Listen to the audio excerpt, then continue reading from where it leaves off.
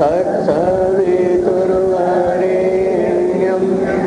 भर्गो देवस्य धीमहि धियो यो नः प्रचोदयात्। पूजा और श्रद्धा की योग माताओं, बहनों तथा सज्जनों, अभी पिछले दिनों मैं सामवेद का यज्ञ करवा रहा था। अचानक एक मंत्र मुझे मिला तो मुझे बहुत अच्छा लगा। आपको भी संभवतः ये बहुत अच्छा लगेगा। मंत्र के अंदर 3 बातें बतलाई गई। न ते गिरो अपि मृषे तुरस्य ते गिरा न अपि मृषे तुरस्य। तुरस्य कहते जो हमको दुख सागरों से पार उतारे, उसका नाम है तुरस्य। ये शब्द इस रूट से बनता है त्रिप्लवन संतरण। छोटा दुख आ जाता है तो हम उसको कूद जाते हैं, और बड़ा दुख आ जाता है तो हम उसको तैर जाते हैं।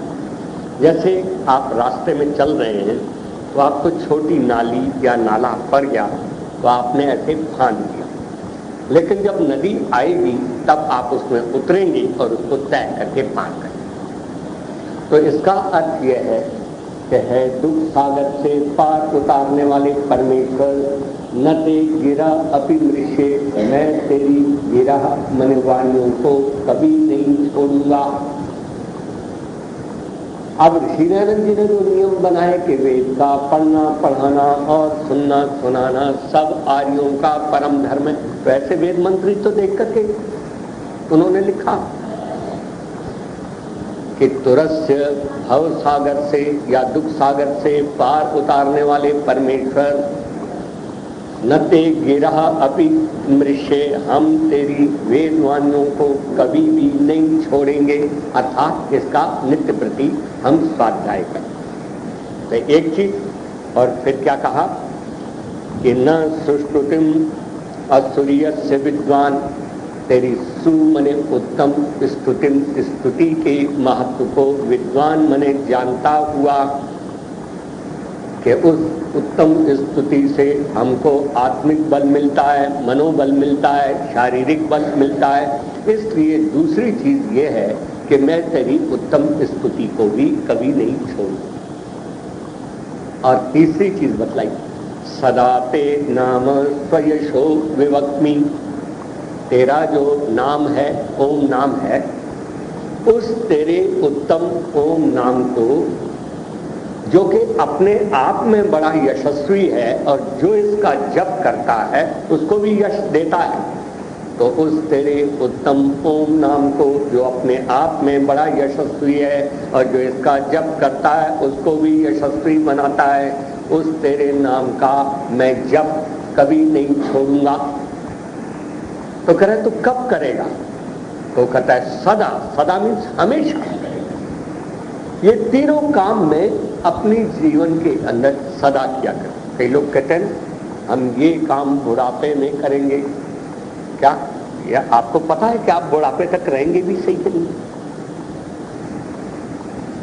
आज हम जिसके यहाँ गए, अब वो बच्चा है, 9th क्लास का एग्जाम दिया, 2 दिन में बुखार हुआ, पी लिया, हो गया, खत्म हो गया।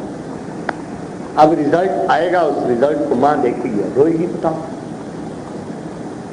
आप बुढ़ापे की आशा में बैठे हैं कि मैं बुढ़ापे में स्वाध्याय करूंगा, मैं बुढ़ापे में तेरी उपासना करूंगा, तेरे नजदीक बैठूंगा और मैं बुढ़ापे में तेरे नाम का जप करूंगा।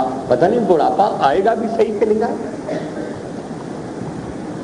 आपकी दिल्ली में एक व्यक्ति है, तो वो कहता है, मुझे कई आदमी कहते हैं बेटा बुढ़ापे के लिए पैसा बचा के रख, इस समय चाहे थोड़ा खा ले या ना खा तब भी जवानी में बीत जाएगी। तो वो कहते हैं बड़े प्यार से, चाचा जी जवानी में इसलिए नहीं खाया कि बुढ़ापे में खाएंगे, और बुढ़ापा आया भी नहीं तो हम तो जवानी में भी मारे गए और बुढ़ापे में भी मारे गए, इसलिए हम इस समय भी खाएंगे और बुढ़ापे में भी खाएंगे। तो जीवन के अंदर बड़ी सोच समझ करके सारे काम करते। इसलिए मनु जी ने क्या लिखा है, युवैव धर्मशीला स्यात्, अगर धार्मिक बनना है तो जवानी में बनो, युवावस्था में बनो। बुढ़ापे में तो सारे ही धार्मिक है। बूढ़ा आदमी किसको बुरी दृष्टि से देखेगा, सब उसकी बच्चियां हैं।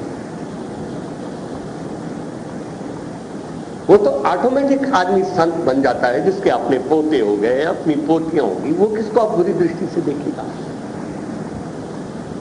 जवानी के अंदर अगर आप धार्मिक बन गए तो वो प्रभु भी तुमको प्यार करेगा और आप भी समझेंगे कि हम कुछ बने। तो इस वेद मंत्र को देखो आप जरा ध्यान। एक व्यक्ति को मैं देखता हूं, वो व्यक्ति अचानक उसकी चोरी हो गई, चोरी में बहुत बड़ा नुकसान हो गया। अब दुकान पे कोई आता है तो ग्राहक तो सौदा लेने आया, उसको कहता है कि भाई साहब मैं तो बर्बाद हो गया, मैं तो तबाह हो गया, मेरा तो बेड़ा गर्क हो गया, मैं तो मर गया। अब भाई नुकसान हो गया तो जो ग्राहक आया है भगवान ने भेजा है, इससे बात कर, इससे 10-20 रुपए बच जाएंगे। तुम उसको ये कथा सुनाने, वो तुम्हारी कथा सुनने आया है, तुमसे सौदा लेने आया। तो ग्राहक को भी ये बात सुनाए। घर में कोई पूछने आया माता जी का हाल पूछने, और ये अपना रोना ही रो बैठा। तो जिसको भी मिलता है यही बात सुनाता है। अगर बच्चे का टीचर मिलने आया तो टीचर ये कहना चाहता है कि तुम्हारा बेटा पढ़ता लिखता नहीं, जरा ध्यान रखो ताकि अच्छे नंबर लेकर के पास हो। अब उसकी भी नहीं सुनता, अपनी गाय गा रहा है। बस जो भी आया, भाई साहब मैं तो मर गया, मैं तो बर्बाद हो गया, मेरा तो बेड़ा गर्क हो गया, मैं तबाह हो गया। तो अब कहीं से भी बेचारे को तसल्ली नहीं मिलती। आपके सामने रोया, दूसरे के सामने अपना रोना रोया। तो एक सज्जन उसको मिले कि इसको शांति नहीं मिल रही है, किसी अच्छे साधु के पास इसको भेज दे। तो वो उस कस्बे के बाहर एक साधु रहता था कि भाई तू बहुत उदास है और तेरे को तसल्ली नहीं मिलती, सांत्वना नहीं मिलती, तो शहर के बाहर एक व्यक्ति रहता है, साधु है, उसके पास चला जा, शायद तुमको कोई सांत्वना मिल जाए। वो बेचारा चला गया। चल करके उसने जैसे तैसे उसको प्रणाम किया और प्रणाम करने के बाद कहता है, महाराज मैं तो मर गया, मेरा तो बेड़ा गर्क हो गया, मेरा तो बेड़ा डूब गया, मैं बर्बाद हो गया। अब वो सुनता रहा, वो बोलता रहा। तो अंत में जब वो बोल चुका, वो पहले बहुत सुनता रहा।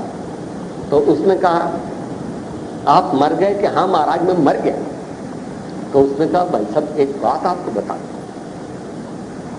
मैंने देखा भी है और सुना भी है कि जो मर जाता है वो बोलता नहीं, और तू बोल भी रहा है और कहता है मैं मर भी गया। तो मरा, अगर तू मरा हुआ होता तो बोलता नहीं, जब बोल रहा है तो तू मरा नहीं। मरा हुआ आदमी देखता भी नहीं, तू देख भी रहा है। मरा हुआ आदमी सुनता भी नहीं, तू सुन भी रहा है। और मरा हुआ आदमी न हिलता है न डुलता है, तू हिल भी रहा है, डुल भी रहा है। तू मरा कैसे? तो एक बात आज से मैं तुमको बता दूं कि तू कभी अपने को मरा हुआ मत कहे, क्योंकि तू मरा नहीं है। तेरे महाराज आपको मजाक सूझ रही है, मेरी हालत खराब हो रही है और तुमको मजाक सूझ रही है। कह रहे देखो मैं साधु भी, जो मैं बोलता हूं मैं ठीक ठीक बोलता हूं, आप क्यों ऐसे उदास? फिर वो कहता है महाराज मेरा बेड़ा गर्क हो गया, मैं डूब गया। कह रहे तो डूबा भी नहीं, तो कहां डूबा हुआ है? मेरे सामने मौजूद है।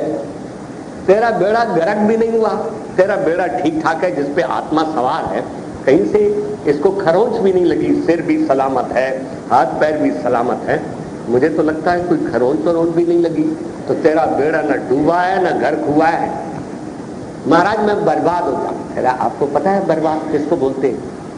तेरे घर में आटा दाल चावल आदि कुछ है, महाराज वो तो बहुत है।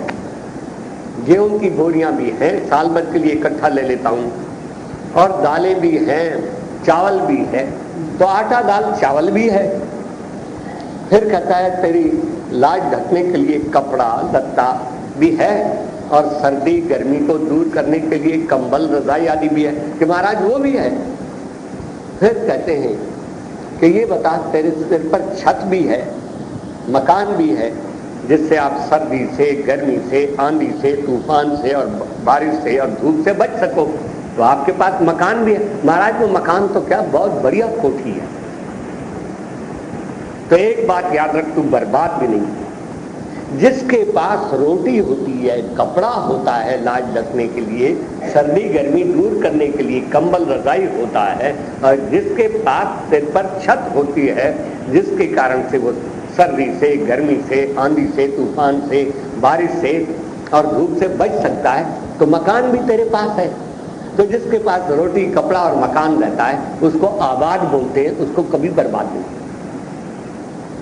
तो एक बात याद रखना, न तू मरा भी नहीं, तेरा बेड़ा भी गर्क नहीं हुआ, और तू डूबा भी नहीं, और तू बर्बाद भी नहीं हुआ। अब और आगे बतला। महाराज आप मेरा मतलब नहीं समझे, तो मैं नहीं समझा तो और मुझे समझा दो। महाराज मेरे घर में डाका पड़ गया, मेरे घर के जो हीरे मोती जवाहरात थे, तो वो सारे चले गए। तो वो कहाँ चले गए, कौन ले गया, कहाँ से आए थे वो हीरे मोती?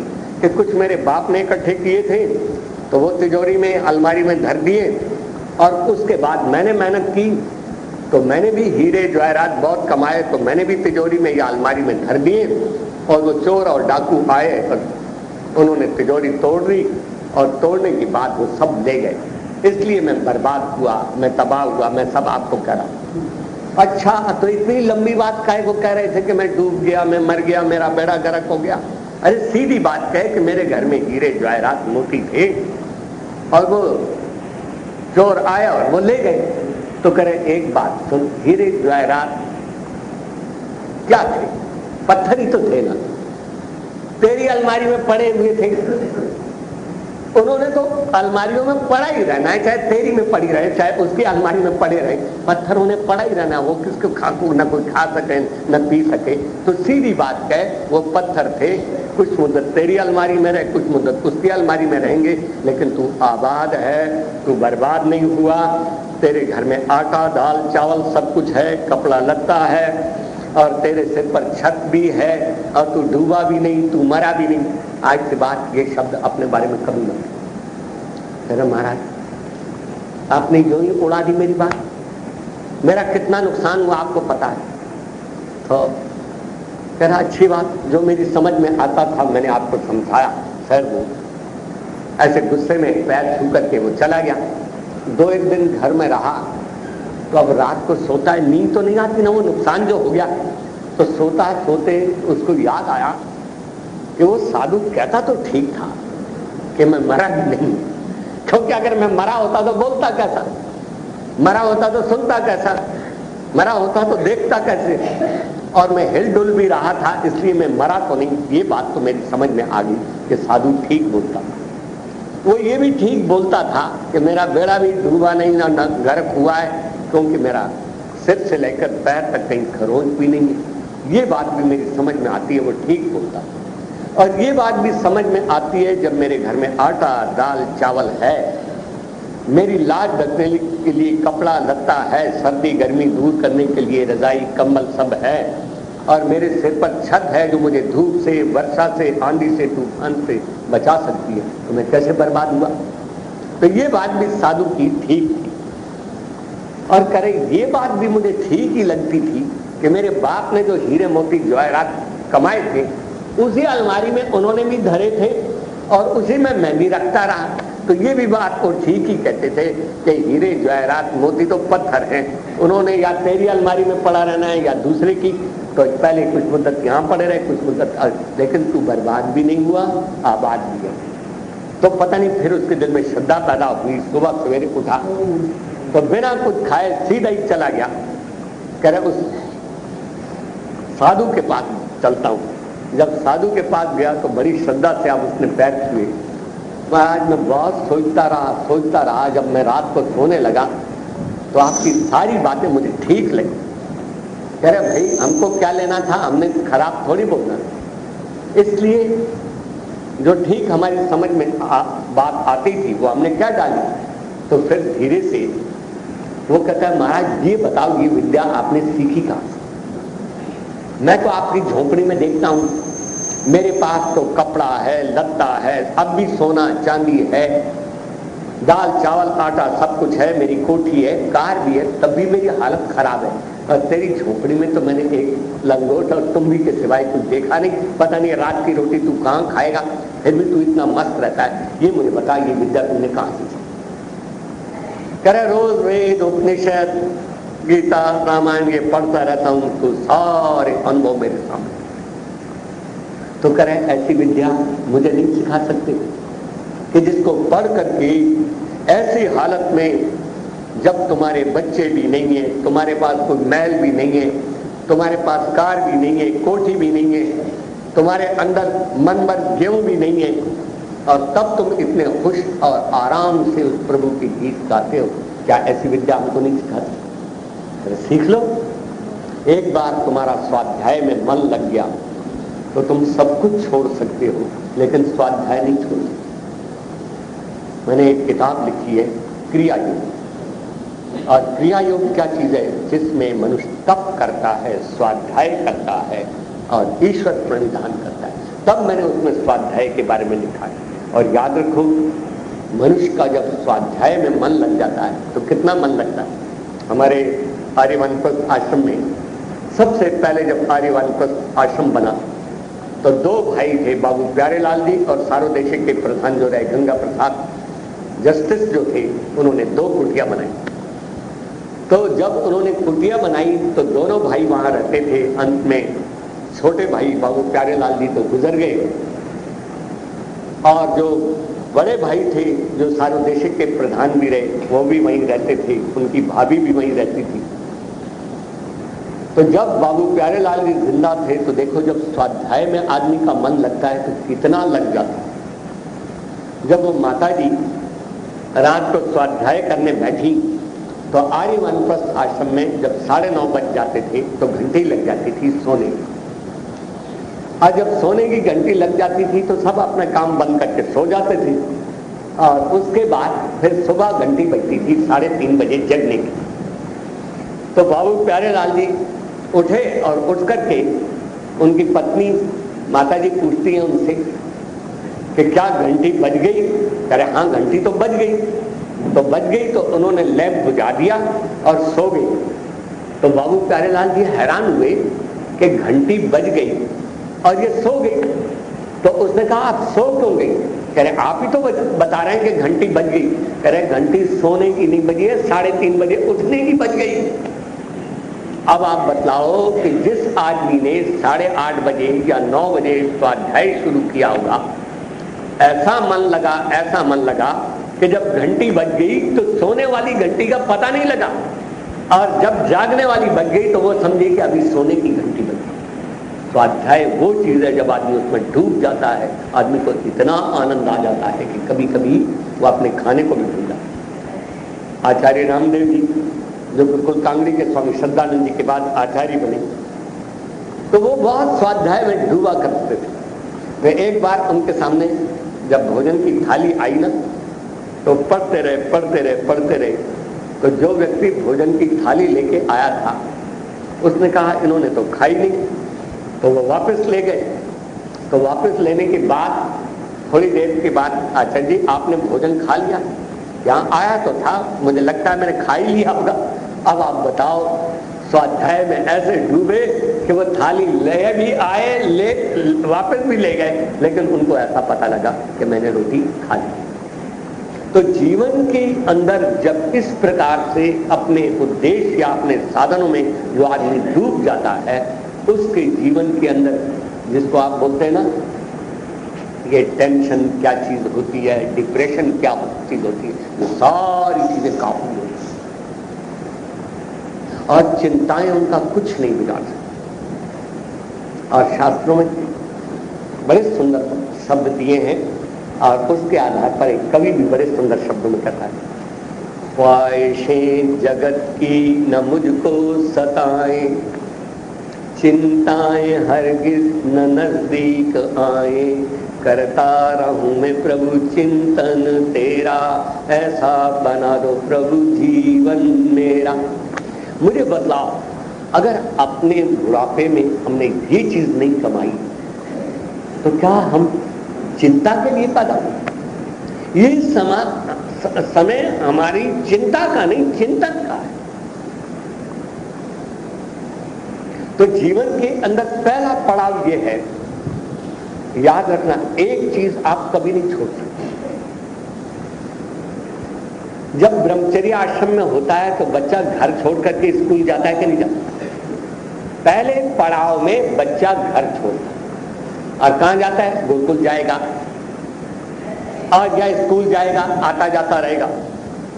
तो पहले पड़ाव में तो सभी पढ़ते हैं, लेकिन दुनिया में केवल ये हमारा देश है कि जिस समय शिष्य तैयार होता है और वो गुरुकुल छोड़ के आता है, तब मुझे भी कई साल कन्वोकेशन में बच्चों को ये उपदेश देना पड़ा, क्या कि सत्यम वद धर्मम चर स्वाध्यायान मा प्रमद। है बच्चों, तुम यहां से जा रहे हो, स्वाध्याय में प्रमाद मत करना। अरे स्वाध्याय, अब भी स्वाध्याय 25 साल तक पढ़ पढ़ करके तो बुरा हाल हो गया, अब तो हम आजादी मिल जाएगी, अब काय को पढ़ना। लेकिन आचार्य कहता है स्वाध्यायान मा प्रमद, तुम स्वाध्याय में प्रमाद मत करना। अरे क्या मिलेगा? करे बेटा तुम अब जा रहे हो शहर, शहर में आप बताओ जागने की घंटी बजती है? सारी दिल्ली में कोई घर मुझे ऐसा बता दो जिसमें सुबह उठने की घंटी बजती है। तो शिष्य कहता है उठने की तो नहीं बजती। कह रहे सोने की बजती है? कह रहे सोने की भी नहीं बजती। आर्यवानप्रस्थ आश्रम में खाने की घंटी, सोने की घंटी, यज्ञ की घंटी, उपासना की घंटी, सारी घंटियां बजती हैं, गुरुकुल में बजती हैं। लेकिन आपकी दिल्ली में कोई घर मुझे बता दो जहां उठने की घंटी बजती हो, सोने की घंटी बजती हो, खाने की घंटी बजती हो। हम जहां पढ़ते थे सोने की घंटी बजी, जागने की घंटी बजी, व्यायाम की घंटी बजी, और उसके बाद स्नान आदि करके यज्ञ की घंटी बजी, यज्ञ किया, ब्रह्म यज्ञ किया, देव यज्ञ किया, फिर प्रातः काल नाश्ते की घंटी बजी, फिर पढ़ने की घंटी बजी, पढ़ने के बाद फिर भोजन की घंटी बजी, और उसके बाद फिर व्यायाम की घंटी बजी, फिर भोजन की घंटी बजी, फिर सोने की घंटी बजी, और सब सो गए। और यहाँ घरों में क्या है, एक 12 बजे खा रहा है, एक 2 बजे खा रहा है, एक 4 बजे खा रहा है, अभी तो दिन का भोजन खत्म नहीं, सारा अस्त व्यस्त हो जाता। किसी घर में मुझे बता दो कि सारे एकदम उठ जाएं और एकदम सारे इकट्ठे हो जाएं और प्रातः काल के मंत्रों का पाठ करें। मैं अजमेर में गया, अजमेर मैंने किशनगढ़, जिस समय मैं भी सब परिवार था, तो वो अपनी पत्नी को कहते हैं उषा, उषा हो गई है। उषा प्रभात काल को भी बोलते हैं, और उषा उसका नाम भी, उषा उषा हो गई है, बेटी मधु 4 बज गए, बेटी साधना उठ जाओ, हाथ मुंह धो करके तुरंत आ जाओ। और बेटे का नाम मुझे भूल गया। और जब चारों 5 व्यक्ति इकट्ठे हुए, जब प्रातः काल के उन्होंने मंत्र बोले और जिस समय उन्होंने एक भजन बोला, आज तक मुझे कभी नहीं, एक घर में नहीं। आचार्य बोलता है तुम्हारे घर में कोई घंटी नहीं बजती, न सोने की, न खाने की, न पीने की। तबीयत आई तो 12 बजे तक जाग रहे हैं, तबीयत आई तो 9 ही बजे सो गए, तबीयत आई तो आज भूख लगी है 6 बजे ही खाने बैठ गए, और ना खाई तो 11 बजे के बाद ही खाने बैठ गए। तो आचार्य कहता है अब तुम्हारे घर में घंटियां नहीं बजेगी, जब तुम स्वाध्याय करोगे वो तुमको जगाता रहेगा। तो क्या कहता है मनु जी, ब्रह्मे मुहूर्ते उद्बुद्धे। अब जब तुम स्वाध्याय करोगे, और मनु जी बतलाएगा कि प्रभात काल में उठना चाहिए, तो ये जब तुम्हारी खोपड़ी में ये विचार घूमेंगे तभी तो तुम सुबह जागोगे। और जब वेद का ये मंत्र बोलोगे, नाम नामना जो हवीति पुरा सूर्यात पुरोषसा, जो प्रभु के उत्तम नाम ओम के द्वारा जब उसका आह्वान करता है, तो कब करता है? पुरा सूर्यात, बिफोर सन राइजिंग, सूर्योदय से पहले तारों की छाया में बैठता है और सूर्य की प्रथम रश्मियों के साथ वह अपनी साधना को छोड़ता है। ये कौन बताएगा? पुरः सूर्यात् पुरोषसा, और जो उससे भी महान बनना चाहते हैं वो पुरोषसा उषसा अपि पुरा, बिफोर डॉन वो प्रभात काल में 2:30 बजे उठ करके 3 बजे साधनों में बैठे। स्वामी आत्मानंद, स्वामी दयानंद सरी के महापुरुष ऐसे उठा करते थे। और अगर तुम स्वाध्याय नहीं करोगे तो कौन बताएगा? इसलिए आचार्य कहता है स्वाध्यायान मा प्रमद। और स्वाध्याय का मतलब ये मत समझ लेना कि अखबार पढ़ लिया। स्वाध्यायो मीन्स वेदो अध्येतव्या, उसको वेद को पढ़ो। दुनिया की किसी किताब में प्रभात काल के इस प्रकार उठने के सुंदर विचार मुझे आज तक किसी किताब में मिले जो केवल वेद में। और उस कॉन्टेक्स्ट में कितना सुंदर, नाम नाम ना जो हवीति पुरा सूर्यात पुरोषसा, जो प्रभु के उत्तम ओम नाम के द्वारा जब उसका आह्वान करता है तो पूरा सूर्यात, सूर्योदय से पहले करता है, तारों की छाया में बैठता है और सूर्य की प्रथम रश्मियों के साथ उठता है। और जो और ऊंचे महापुरुष बनना चाहते हैं तो उषसा अपि पुरा, वो उषा काल से भी पहले उठता है। तो जीवन के अंदर जब हम इन चीजों को पढ़ेंगे तब हमको पता लगेगा हम क्या हैं और वेद क्या बताता। इसलिए आचार्य कहता है बेटा गुरुकुल छोड़ना और वेद का स्वाध्याय न छोड़ना। तो ये केवल ये देश है जिसमें दोनों पड़ावों में आपको वेद पढ़ना है। तो पहले आपने घर छोड़ करके गुरुकुल में आए और अब गुरुकुल में पढ़ के चले घर। तो गुरुकुल में पढ़ रहे थे तब भी आपका गुरु मंत्र दिया गया, गायत्री मंत्र, और उसके बाद वेदारंभ संस्कार हो गया। और जब आप गुरुकुल से आए तो वेद आपके साथ चला आया। अब आपने वानप्रस्थ लिया तो वानप्रस्थ में आदमी घर छोड़ देता है और पत्नी साथ न जाए तो उसको भी छोड़ देता है, दुकान भी छोड़ दी, घर भी छोड़ दिया, तो वानप्रस्थ में चला गया। अरे अब तो मेरी छुट्टी। तो ऋषि नारायण जी क्या लिखते हैं, स्वाध्याय नित्य युक्ता स्यात्, पेट ठीक न हो तो रोटी भले ही न खाए लेकिन स्वाध्याय तब भी करे। केवल ये देश है जो जीवन के प्रथम 25 साल के पड़ाव में स्वाध्याय की प्रेरणा देता है। गृहस्थ में स्वाध्याय की, वेद के अध्ययन की प्रेरणा देता है। ऋषि नारायण जी ने यही थोड़ी लिख दिया। और फिर तीसरे पड़ाव में जब वानप्रस्थ ले लिया तो कहता है स्वाध्याय नित्य युक्ता स्यात्, स्वाध्याय जरूर करे, पेट ठीक ना हो तो रोटी भली नहीं। अब रह गया संन्यास ना। तो संन्यास के बारे में एक सन्यासी बोलता है, उसने कहा अब तो मनु जी ने ये भी लिख दिया संन्यासेत सर्व कर्माणि, अब सारे कर्मों से संन्यास ले ले। अब पत्नी भी छोड़ दे, घर भी छोड़ दे, बैंक बैलेंस भी छोड़ दे, जमीन जायदाद भी छोड़ दे और चला जाए वानप्रस्थ आश्रम में, संन्यास आश्रम में। तो उसने कहा आप तो सब कुछ छोड़ सकते हैं, हवन की भी छुट्टी, जनेऊ की भी छुट्टी। कह रहे संन्यासेत सर्व कर्माणि, कह रहे आधा श्लोक को बोलता है, आगे बोलना। तो वो कहता है अगला आगे क्या बतलाया, संन्यासेत सर्व कर्माणि वेदमेकम न संन्यासेत, संसार की सारी चीजें संन्यास में छोड़ देवे लेकिन वेद का स्वाध्याय तब भी न छोड़े। केवल इस देश के अंदर ये एक श्लोक है जो बताता है जीवन की अंतिम घड़ियों तक तुम वेद का स्वाध्याय करो। एक समय आप घर छोड़ सकते हैं, गुरुकुल जा सकते हैं, एक समय गुरुकुल छोड़ के घर आ सकते हैं, एक समय घर छोड़ के फिर वानप्रस्थ जा सकते हैं, एक समय वानप्रस्थ को भी छोड़ करके वसुधैव कुटुंबकम सारे संसार को घर मान करके उसमें आप वैदिक धर्म का प्रचार करते हैं। लेकिन उस समय भी आपको बतलाया है कि वेद में एकम न संन्यासे, सारी चीजों से संन्यास ले लेवे पर वेद से न लेवे। कह रहे अब वेद से क्या होगा, वेद संन्यासतः, अगर वेद से संन्यास लिया तो जिस शूद्रत्व को छोड़ा था वो पुनः शूद्र बन जाएगा जहां से निकला। अब ये वेद मेरे अंदर के दरवाजे खोलेगा, इसलिए मुझे वेद का स्वाध्याय अब भी करना। आपने देखा ऋषि दयानंद जी ने सारा जीवन वेद हाथ में, उसको तो बोलते ही वेदों वाला। कोई मंत्री वाला होगा, कोई डंडे वाला होगा, कोई जटाओं वाला होगा, लेकिन एक व्यक्तित्व है जो संसार के अंदर वेदों वाला है। तो मैं आपसे कह रहा था कि एक तो हम वेद का स्वाध्याय नहीं छोड़ेंगे और दूसरा क्या बतला है, ते सुश्रुतिम न अपि मृष्ये, ते सुष्टुतम असुरियच्च विद्वान, तेरी उत्तम स्तुति के महत्व को जानता। ये दूसरा स्थान है जिसमें वेद में ये बतलाया गया है कि मैं तेरी उत्तम स्तुति, जो मुझे मनोबल देने वाली है, शारीरिक बल देने वाली है, आत्मिक बल देने वाली है, मैं तेरी उत्तम स्तुति के महत्व को जानता हुआ, जो मेरे मनोबल को बढ़ाती है, आत्मबल को बढ़ाती है, मैं तेरी उस उत्तम स्तुति को कभी नहीं छोड़ूंगा।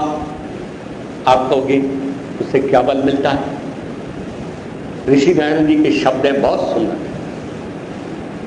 जो मनुष्य भगवान की स्तुति, प्रार्थना और उपासना करता है, श्रद्धा से उसका ध्यान करता है, उसकी भक्ति करता है, तो ऋषि दयानंद जी कहते हैं उस मनुष्य के पास अगर पर्वत जैसे बड़े से बड़े भयंकर दुख भी आ जाएं, आपत्तियां और विपत्तियां भी आ जाएं, तब भी वो नहीं घबराता। ये उसकी पहचान है।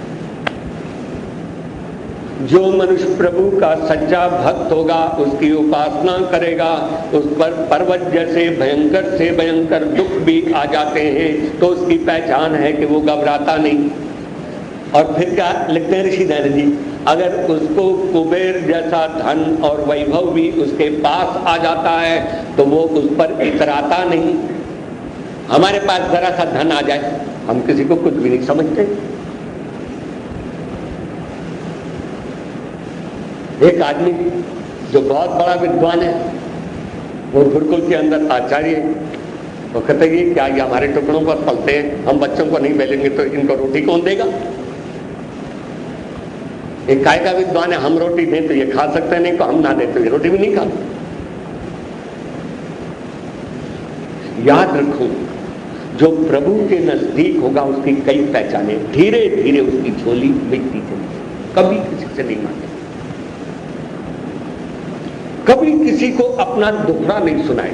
जो जितना प्रभु के नजदीक होगा उसके पास रूप आएगा। जो प्रभु का भक्त होगा, रूप आएगा, पर रूप के साथ रूप का अभिमान नहीं आएगा। उसके पास धन आएगा, पर धन का घमंड नहीं आएगा। उसके बाद बड़े से बड़े पद आएंगे, प्रतिष्ठाएं आएंगी, पर उसके साथ घमंड बिल्कुल भी नहीं आएगा। एक आदमी ने कहा आपके पास बड़ा ज्ञान है, कह रहे हैं अगर स्वामी आत्मानंद जी न होते तो हमारे पास ज्ञान कहां से आता? अगर आचार्य प्रियव्रत जी नहीं होते तो हमारे पास ज्ञान कहां से आता? आज स्वामी दयानंद न होते तो आपकी समाज होती, आर्य समाज होता, आर्य होते, वेद होता। उस जमाने की कल्पना करो जिस समय उसको वेद की जरूरत पड़ी तो हिंदुस्तान में उसको वेद नहीं मिला, जर्मनी से मंगवाए हो। आज उसने देश की काया पलट डाली, आज हजारों वेद आप खरीद सकते। उस व्यक्ति के पुरुषार्थ को देखो। तो जीवन के अंदर ऋषि दयानंद जी लिखते हैं जो प्रभु का सच्चा भक्त होता है उस पर पर्वत जैसे भयंकर दुख भी आते हैं तो वो घबराता नहीं, और कुबेर जैसी संपत्ति आने पर इतराता नहीं। इसलिए प्रभु की उपासना का कितना बड़ा महत्व है। और फिर ऋषि दयानंद जी कहते हैं क्या इतना सब कुछ कम है क्या? उसको कितना महत्व दे। मैं आपको एक मिसाल देता हूं। बोलो, अगर आपके पास या मेरे पास या किसी व्यक्ति के पास एक धोती और वो धोती फटी है,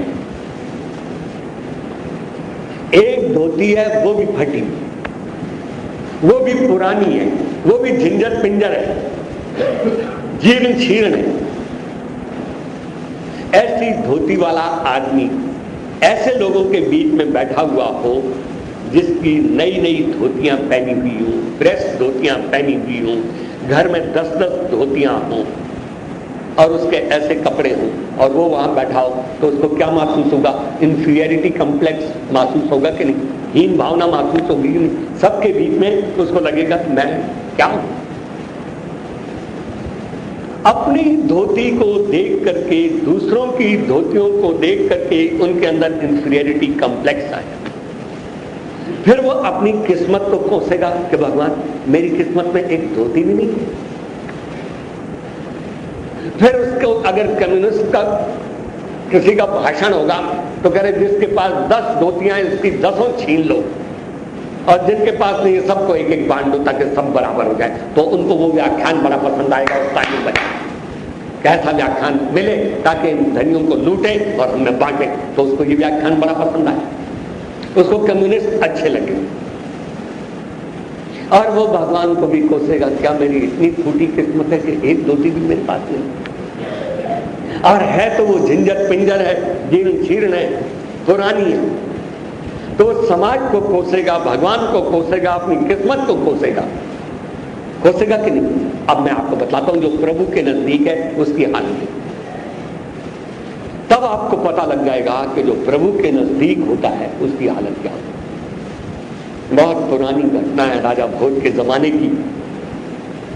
तो एक आदमी शहर से बाहर था, तो भगवान का भजन कर रहा था।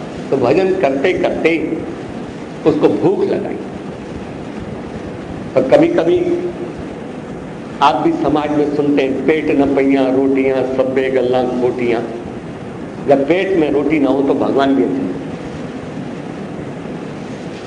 भगवान को ये ले अपनी कंठी माला, मेरे से जपी नहीं जाती, क्यों मेरे पेट में चूहे दौड़ रहे हैं, तेरी माला जपूं। तो भगवान की माला, भगवान का नाम भी बुरा लगता है जबकि अपने पेट में रोटियां। तो वो बेचारा भगवान का भजन करता रहा।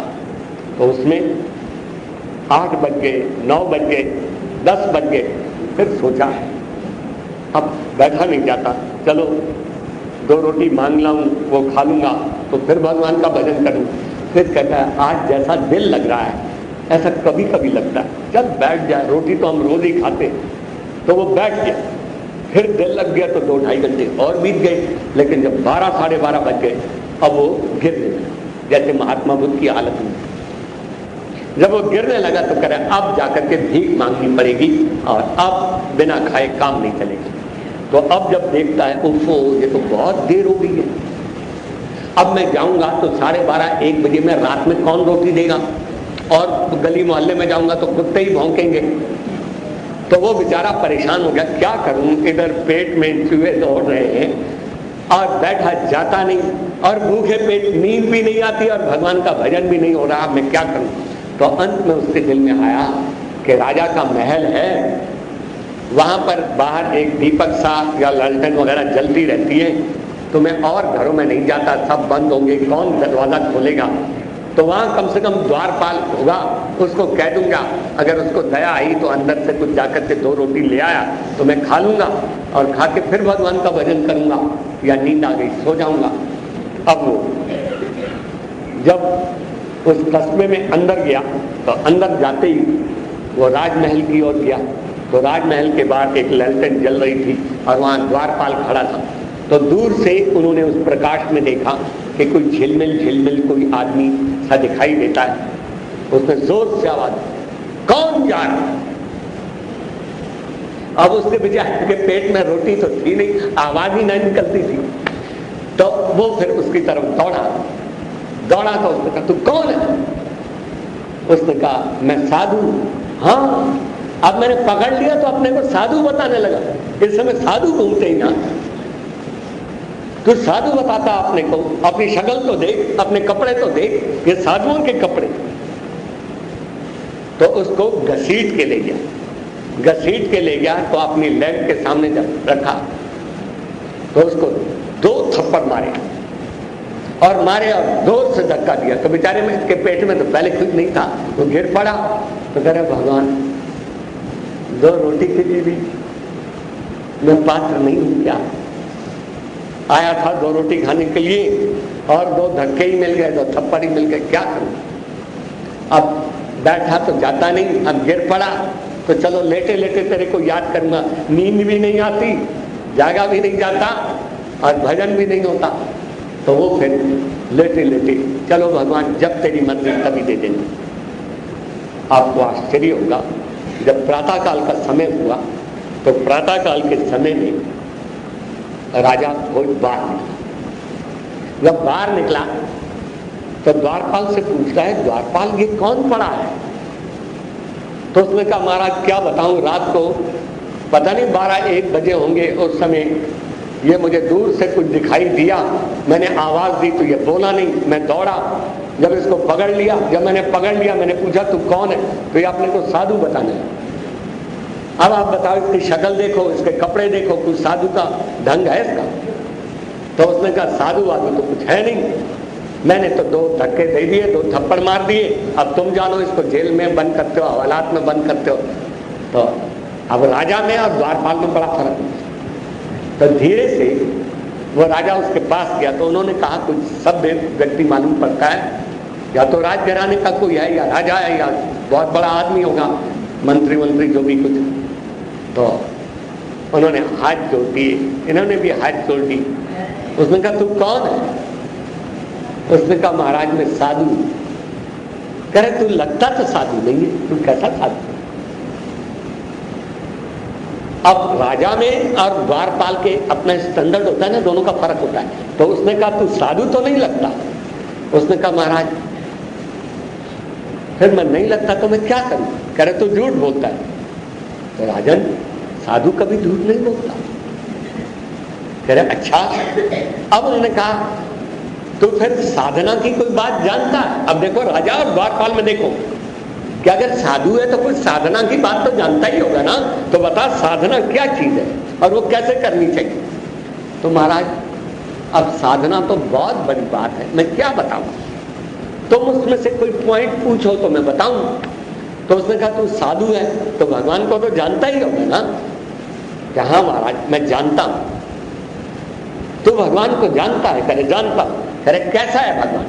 तो आपको आश्चर्य होगा, जिस समय उसने अपनी धोती उठाई तो ऐसे करता, मद्धौतु सदृशम हरि।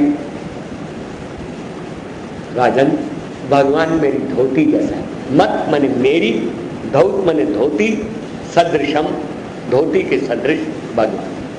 कह तू झूठ बोलता है, कभी धोती के समान भी भगवान हो सकता है? कह रहे, राजन हमने पहले ही कह दिया, साधु कभी झूठ नहीं बोलता। तो फिर धोती जैसा भगवान कैसा है? कह रहे, सुनो राजन, तो एक तो होता है ये फ्रंट साइड, एक उसने पिछले साइड को, और दोनों इससे उसके सामने रख दिए, ऐसे निकाल के उसके सामने रख दिए। तो राजा को कहता है, राजन मैंने बतलाया था कि साधु कभी झूठ नहीं बोलता। मद्धौतु सदृशम हरिम। कह रहे, कैसे? कह रहे, सुनो, आदि मध्य अंतहीनम। राजन, मेरी जो धोती है ना, ये कन्नी आप समझते हैं, ये बॉर्डर है, वो भी उसका फटा हुआ था, इस साइड का भी फटा हुआ था और इस साइड का भी फटा हुआ था, और बीच में जरा भी हाथ लगाओ तो जीर्ण शीर्ण थी, गली भी बैठी थी। तो कह राजन, आदि मध्य अंतहीनम, भगवान का भी ना आदि है, ना मध्य है और ना अंत है, और मेरी धोती का भी आदि भी नहीं है, ये साइड भी फट रही और ये भी किनारा फट रहा है, और नीचे से बीच में से जहां हाथ लगाओ झिंझट पिंजर है। और क्या बताऊं? तो बोलो राजन, भगवान मेरी धोती जैसा है क्या? जैसे मेरी धोती का कोई आदि ये हिस्सा नहीं, वो हिस्सा नहीं, बीच में भी जीर्ण शीर्ण है, तो भगवान का भी ना आदि है, ना अंत है और ना बीच है। राजा इतना प्रभावित हुआ, अपने कपड़ों को भूल करके वो वही जमीन पे बैठे। जरा आगे बता। तो फिर वो बोलता है, आदि मध्य अंतहीनम दिशाहीनम। फिर धोती को यूं पकड़ दिया दोनों किनारे, तो उस धोती का ये सारा किनारा भी गल गया था, वो भी फटा, पैरों के नीचे आते आते, और इधर का भी किनारा। क्यों? पहले ये फटा तो इसको ऊपर बांध लिया, फिर नीचे से वो घिसता रहा। तो कह रहे, आदि मध्य अंतहीनम दिशाहीनम, जैसे मेरी धोती की दोनों दिशाएं नहीं है, ऐसे भगवान का भी न आदि मध्य अंतहीनम दिशाहीनम, उसकी भी कोई दिशा नहीं। और फिर कहता, आदि मध्य अंतहीनम दिशाहीनम पुरातनम, मेरी धोती भी बहुत पुरानी है और भगवान भी बहुत पुराना है। उस भगवान से कोई पुराना, और मेरी धोती से कोई पुरानी धोती है तुम्हारे सारे राज्य में? आदि मध्य अंतहीनम दिशाहीनम पुरातनम अद्वितीयम अहम वंदे।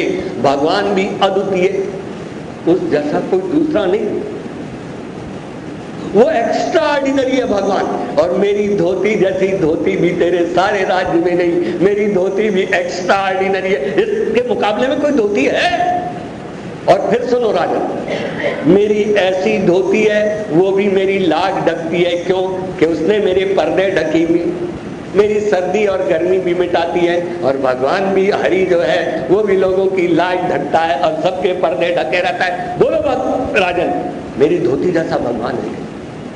आपको आश्चर्य होगा, राजा ने उसी समय पैर पकड़ा और द्वारपाल को कहता है इधर आ। I haven't seen just like person, मैंने ऐसा आदमी नहीं देखा अपनी जिंदगी में, मैंने ऐसा आदमी नहीं देखा जिसकी धोती देखने लायक नहीं, लेकिन उसने अपनी धोती को इतना ऊपर उठा दिया कि धोती को भगवान के साथ बचा और उसने उसके पैर छू दिए। और द्वारपाल को कहा तू भी पैर छू, और मैं अंदर इसको ले जा रहा हूं। आज जो ये खाएगा इसको मैं बड़े प्यार से खिलाऊंगा और इसको कहूंगा जो तू मांगता है आज मांग ले। और एक बार तो मैं दिल में ये भी सोच चुका हूं कि अगर ये राज्य मांगेगा तो मैं राज्य देकर के इस जैसा फकीर बन जाऊं। और आपको पता है जब अंदर ले गया तो राजा पानी डाल रहा है और वो उनके पैरों को धो रहा है बार बार, और वो रात के व्यवहार पर बड़ा रोया कि मैंने इसको 2 थप्पड़ मारे। जिस समय राजा उसको अंदर ले गया, भोजन बनवा रहा है और उसके बाद कहता है साधु आज मांग ले जो तुम जो मांगना है। जब उस साधु ने कहा मांग लो राजा, करे मांग, करे 2 रोटी, केवल 2 रोटी। उसने कहा साधु आज सचमुच मैंने अपने आप को समझा लिया था कि तू राज्य मांग लेगा तो मैं राजगद्दी पर तुमको उठा करके तुम्हारे जैसा फकीर बन जाऊंगा, लेकिन गजब की बात है तुमने 2 रोटी मांगी। तब उस साधु ने जवाब दिया राजन, साधु को तो 2 रोटी चाहिए। जब इसको भूख लगती है और इससे भगवान का नाम भी नहीं लिया जाता तो तेरे जैसे किसी गृहस्थी के द्वार पर आकर के 2 रोटी खा लेता है, और जब पेट में 2 रोटी पड़ती है तो फिर जाकर के उसके दरवाजे पर बैठ करके उनका गुणगान गाने लगता है। साधु को कुछ नहीं।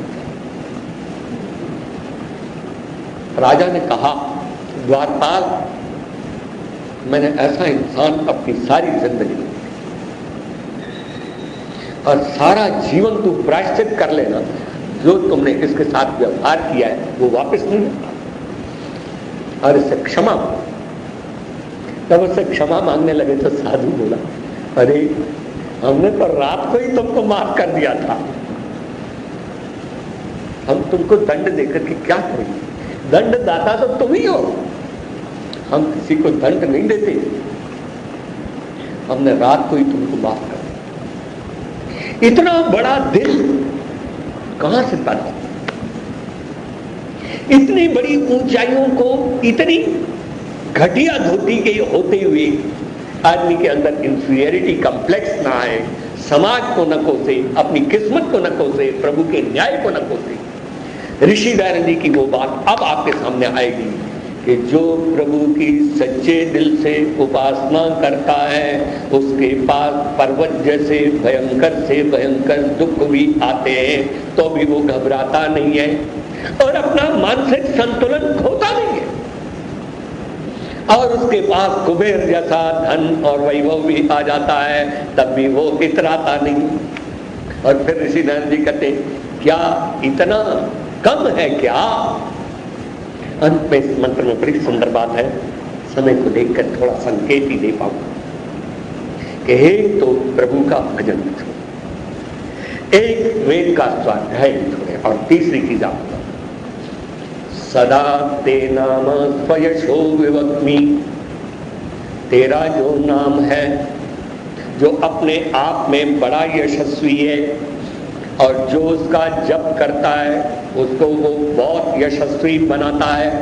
उस नाम का विभक्त भी बड़ी लगन के साथ में जप करता हूं, उसका नाम लेता हूं, मुझे बहुत सुख मिलता है। तेरे दर पे प्रभु आने वाला झोली अपनी भर लेता है। तेरे दर से प्रभु मैं क्या मांगू, बिन मांगे तू सब कुछ देता है। मैं कब तेरा नाम बजूंगा? तो वेद में जवाब दिया सदा, फॉरएवर, मैं सदा से तुम्हारा बन गया। अब मैं तेरे को बड़ी श्रद्धा से याद करूंगा। और कब याद करूंगा? उपत्वाग्नि दिवे दिवे दोषावस्तर दिया वयम नमो भरंत हे मसी। मैं हर दिन तेरे दरवाजे पर आऊंगा, दिवे दिवे, जीवन के प्रत्येक दिन। दोषावस्था, दोषा इति रात्रि नाम, जब रात की शुरुआत होगी तब भी आऊंगा। वस्था इति आहार नाम, जब दिन की शुरुआत होगी तब भी आऊंगा। मैं जीवन के प्रत्येक दिन तेरी आराधना करूंगा और प्रत्येक दिन में भी हर सुबह करूंगा और हर शाम करूंगा। और धिया मैंने बुद्धि पूर्वक करूंगा। और मैं तेरे लिए कुछ भी नहीं लाऊंगा, क्यों कि जो भी कुछ मैं लाऊंगा वो सब कुछ तेरा ही तो दिया हुआ होगा। मैं तुमको क्या दे सकता हूं? बताओ, आप भगवान को क्या देंगे?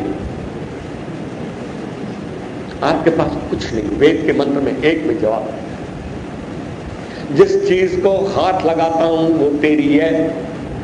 तो वेद में भगवान कहता है मुझे वो चीज दे जो तेरी है। तो कहता है मेरी कौन सी चीज है? चारों तरफ निगाह, ये धन भी तेरा, ये सोना भी तेरा, ये चांदी भी तेरी, ये कार भी तेरी, ये कोठी भी तेरी, मेरा तन भी तेरा, मेरा मन भी तेरा। क्या दूं आपको? तो वेद में एक जवाब दिया, नमो भरंते मति। केवल श्रद्धा से धन्यवाद करने आया हूं कि तूने मुझे बहुत कुछ। आज मैं केवल तेरे के प्रति कृतज्ञता लेकर। जिस दिन मनुष्य श्रद्धा से उसके पास चला जाता है उस समय करे प्रभु मैंने चारों तरफ निगाह डाली, मैं तेरे लिए फल लाना चाहता था वो फल भी तेरे निकले, फूल लाना चाहता था वो फूल भी तेरे निकले।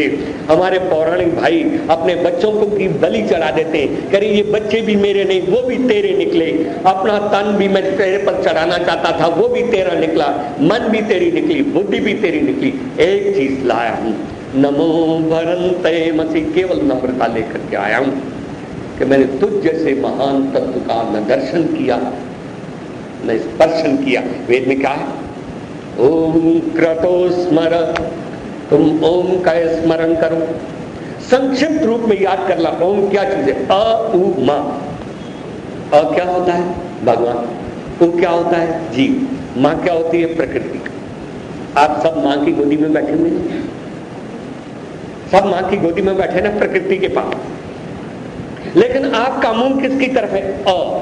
अ के बाद उ का मुंह किधर है? अ की ओर। और जब उ बोलते लगता है परमात्मा वर्मात्मा कुछ नहीं है, तो सबसे पहले चपत उसकी मां जो प्रकृति उसके मुंह पर मारती,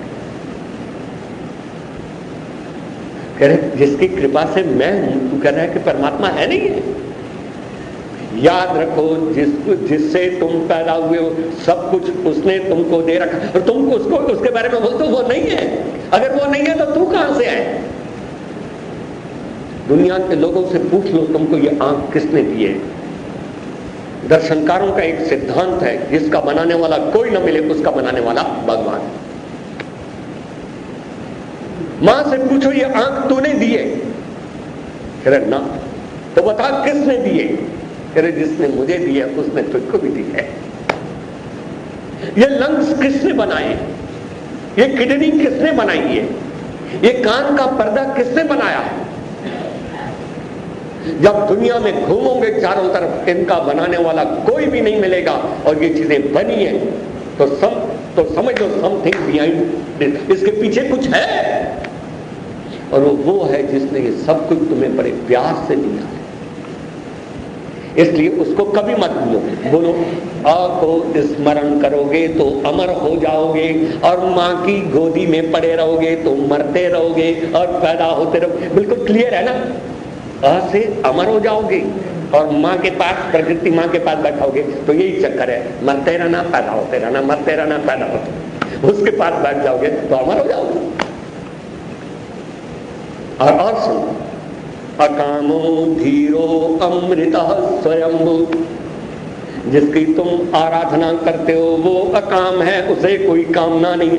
प्रभु को रोटी की कामना है, कपड़े की है, सोने की है, चांदी की है। द्वासुपर्णा सयोजा सखाया समानम वृक्षम परिशस्तु जाते तयोर अन्ना पिपलम स्वद्वत्ति अनशन्यो अभिचाकशीति। एक पेड़ पर, प्रकृति रूपी पेड़ पर दो पक्षी बैठे हुए हैं, एक खाता है और एक देखता है कि लोभ से खाता है या त्याग से खाता है, फिर उसी के आधार पर उसको फल देता है। ये जो न खाने वाला है, ये है वो जो तुमको सब कुछ देता है। तो बोलो, अ के लिए उपदेश है क्या? ये वेद उपनिषद आदि अ के लिए है ना? मां प्रकृति के लिए है, प्रकृति को भी उपदेश नहीं चाहिए। तो ये किसको उपदेश चाहिए? ये ऊ को चाहिए। तो हरियाणा वाली किताबों में आपने देखा होगा ना, कहते हैं ऊ से उल्लू। तो ये जितने जीव हैं सब उल्लू हैं। इसके उल्लू पने को ठीक करने के लिए दुनिया में सारे शास्त्र बने। ये शास्त्र प्रकृति के लिए नहीं, ये शास्त्र परमात्मा के लिए नहीं, ये शास्त्र मेरे और आपके लिए। और ऋषि दयानंद जी कहते हैं, एक उल्लू होता है जिसको दिन में नहीं दिखता पर रात में उसको दिखता है, और ये जो मनुष्य रूपी उल्लू है ये तो ऐसा उल्लू है कि दिन को तो इसको दिखता ही नहीं और रात को ये सो जाता है, इसलिए रात को भी इसको नहीं दिखता। तो ये उल्लू का भी बड़ा भाई है, क्योंकि न इसको दिन में भगवान दिखे न रात में दिखे। तो हम तो उल्लू से भी गए ऋषि दयानंद जी की परिभाषा से। इसलिए मुझे आप दिखाई दे रहे, पर अवयोर मध्य जो अयम परमेश्वरा सकथन न दृश्यते। मेरे और आपके बीच में परमात्मा भी है, वो मुझे क्यों नहीं फील होता? जिस दिन मुझे ये परमात्मा अनुभव होने लगेगा, समझ लो कि हमारा उल्लूपन ठीक। एक साधु पे एक व्यक्ति कहता है, आप अकेले रहते हैं, आपको डर नहीं लगता? कह रहे, किसने कहा है आपको कि मैं अकेला रहता हूं? कह रहे, महाराज हमने झोंपड़ी भी देख ली, एक लंगोट टंग रही है, एक आप पहन रहे हैं, तुम्बा पड़ा हुआ है, तो आप एक ही तो रहते हो। नहीं नहीं, मेरे साथ मेरा प्रभु रहता है। वो आदमी बहुत महान है जो अपने साथ सदा उसकी फीलिंग्स को लिए हुए होता है कि मेरे साथ एक बहुत बड़ी सत्ता है। याद रखो, उस प्रभु को अपने पास अनुभव करो, वो तुम्हारे पास रहेगा, तुम्हारे दुख दर्द तुमसे दूर रहेंगे, तुम्हारी आपत्तियां और विपत्तियां तुमसे दूर रहेंगी, तुम चैन की नींद सोओगे और आराम से रहोगे। जब फिक्र नहीं था तेरा, फिक्रें लगी हुई थी, जब से है फिक्र तेरा, बेफिक्र हो गया। उस प्रभु पर भरोसा करो, उसके अद्भुत काव्य पर भरोसा करो, उसके वेद के स्वाध्याय को भी कभी मत छोड़ो, और उसके उत्तम भक्ति को भी कभी मत छोड़ो, और उसके नाम का जप और तप भी नहीं छोड़ो। मैं आपको विश्वास दिलाता हूँ, जब तक आप दुनिया में रहोगे तब भी आप हंसते बसते रहोगे, और जब दुनिया से जाओगे तब भी आप हंसते ही जाओगे, आप नहीं रोगे। आपकी याद में लोग रोएंगे कि ये नेक व्यक्ति हमारे शहर में और 4 दिन जिंदा रहता तो हमारी इस फुलवाड़ी को हरा भरा कर जाता और सुगंधित कर जाता। तो आओ कवि के शब्दों में मेरे साथ प्यार से बोलो, और कवि के शब्दों में आज 2 लाइनें क्यों बोलो, आज 4 लाइनें मेरे साथ मिलकर के बोलो। सभी सीधे बैठ जाएं, एक बार मैं बोलूंगा, एक बार आप बोलो। मनवायो ओम बोल, मनवा ओम बोल, ओम बोल, मनवा ओम बोल। कंचन सा सुंदर तन तुमने, कंचन सा सुंदर तन तूने पाया है अनमोल मनुआ, पाया है अनमोल मनुआ। ओम ओम बोल मनुआ, ओम ओम बोल। इस कंचन के प्याले में तू, इस कंचन के प्याले में तू ओम नाम रस घोल मनुआ, ओम नाम रस घोल मनुआ। ओम ओम बोल मनुआ, ओम ओम बोल। भाई बंधु और कुटुंब कबीला, भाई